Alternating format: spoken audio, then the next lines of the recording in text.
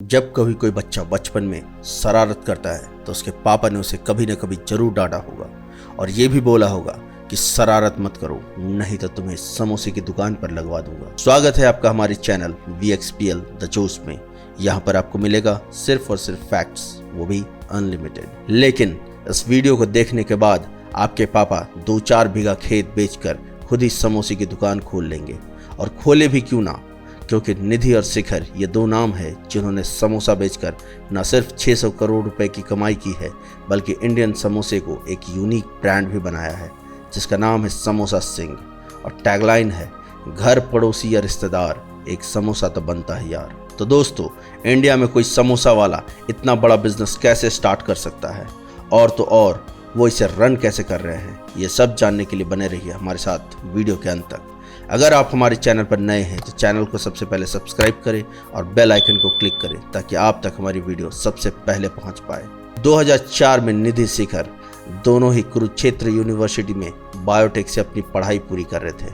फिर क्या था, किसी रियल लाइफ की तरह निधि और शिखर एक दूसरे को अपना दिल दे बैठते हैं। 2007 में दोनों का कॉलेज खत्म होते ही निधि समझ जाती है कि उनका मन बायोटेक में नहीं लगने वाला है और वो अपना बोरिया बिस्तरा बांधकर दिल्ली से चली जाती है, जहां वो एक US बेस्ड कंपनी में मार्केटिंग के काम को ज्वाइन कर लेती है। इधर शिखर अपने बायोटेक को ही कंटिन्यू रखते हैं और वो मास्टर्स करने के लिए हैदराबाद का टिकट कटवा लेते हैं। हैदराबाद में जब शिखर अपने दोस्तों के साथ घूमने जाते हैं तब उनके ज्यादातर दोस्त किसी रेस्टोरेंट की जगह किसी स्ट्रीट साइड फूड खाना पसंद करते थे, जिसमें सबसे ज्यादा पसंदीदा फूड आइटम समोसा हुआ करता था। तभी एक दिन स्ट्रीट फूड के अनहाइजेनिक तरीकों ने शेखर के दिमाग की बत्ती को जला दिया और उसी टाइम उन्होंने अपने बिजनेस के मास्टर प्लान को सोच लिया था कि अगर वो स्ट्रीट फूड के उस अनहाइजीनिक तरीके को दूर कर देते हैं तो वो एक जबरदस्त स्टार्टअप कर सकते हैं। 2009 में शिखर का मास्टर्स भी कंप्लीट हो गया था।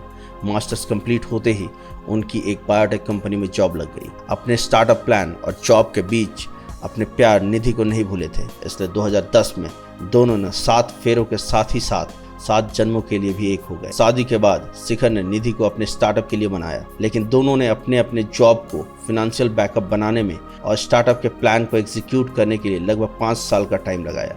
2005 में शिखर ने जॉब से रिजाइन दे दिया और निधि को वर्क फ्रॉम होम अप्लाई करवा दिया। दोनों ने एक बार फिर अच्छी तरह से प्लान बनाया और इस पर 10,000 घंटे का रिसर्च करके अपने अपने रोल को डिसाइड किया, जिसमें निधि ने मार्केटिंग को संभालने की जिम्मेदारी ली तो शिखर ने पूरे स्टार्टअप को एग्जीक्यूट करने की जिम्मेदारी संभाली, जिसमें सबसे बड़ा फैसला था समोसे के शेप को ही बदल देना। ये इतना बड़ा फैसला था जो इन्हें लेकर डूब सकता था। समोसे का शेप को बदलने का आइडिया उन्होंने इसलिए बनाया क्योंकि नॉर्मल समोसा अपने तिकोनी शेप की वजह से ज़्यादा तेल एब्जॉर्व कर लेता है, जो दिखने में ही अनहेल्दी लगता है। इसलिए समोसा सिंह का समोसा हेल्दी भी रहे, इसलिए तिकोनी शेप तो बनाए रखा लेकिन बॉर्डर्स को हटवा दिया, जिसकी वजह से ये समोसा नॉर्मल समोसा से लगभग 50% ज़्यादा हेल्दी और 50% कम कैलोरी वाला बने। इसके बावजूद उन्होंने अपने मार्केटिंग में समोसा को हेल्दी नहीं बताया, क्योंकि हेल्दी नाम सुनकर लोग ये अंदाज़ा लगा लेते हैं कि ये ज़्यादा टेस्टी नहीं होता होगा। उनका दूसरा सबसे बड़ा प्लान था समोसे की फीलिंग के साथ नए नए एक्सपेरिमेंट करना, जैसे कि chicken samosa, paneer samosa, chocolate samosa, dry fruit samosa को भी लॉन्च करने का प्लान बनाया था। इसके कुछ ही दिनों बाद दोनों ने 300 स्क्वायर फीट का किचन और 2-3 शेफ को कुछ नए एक्सपेरिमेंट के लिए हायर किया। किस्मत ने उनका साथ भी दिया और वो अपने नए एक्सपेरिमेंट में खूब सक्सेसफुल भी रहे। इसलिए 2 महीने के बाद ही रोज के करीब 500 से ज़्यादा समोसा बेचने लगे थे। लेकिन निधि और शिखर को तो अभी और भी ऊंची उड़ान भरनी थी। लेकिन निधि ने अपने मार्केटिंग एक्सपीरियंस का फायदा उठाकर बड़ी बड़ी कंपनी से समोसा का ऑर्डर लेने की कोशिश करती रही, लेकिन ज़्यादातर जगह से उन्हें खाली हाथ ही लौटना पड़ा। पर खाली हाथ लौटने पर भी उन्होंने हार नहीं मानी और कोशिश करती रही। इसी बीच उन्हें एक जर्मन कंपनी से 8,000 पीस समोसे का ऑर्डर मिल जाता है। इस ऑर्डर से जितना ये दोनों खुश थे उससे कहीं ज़्यादा परेशान थे, क्योंकि इतना बड़ा ऑर्डर था कि 300 स्क्वायर फीट का किचन छोटा पड़ने वाला था और उससे बड़ा चैलेंज था 8,000 समोसे को क्रंची बनाए रखना। इसलिए अपने किचन के प्रॉब्लम को दूर करने के लिए उन्होंने अपने फ्लैट को बेच दिया और समोसे को क्रंची रखने के लिए उन्होंने समोसे की कुकिंग को 3 स्टेप में बांट दिया और सबको अलग अलग टास्क दे दिया।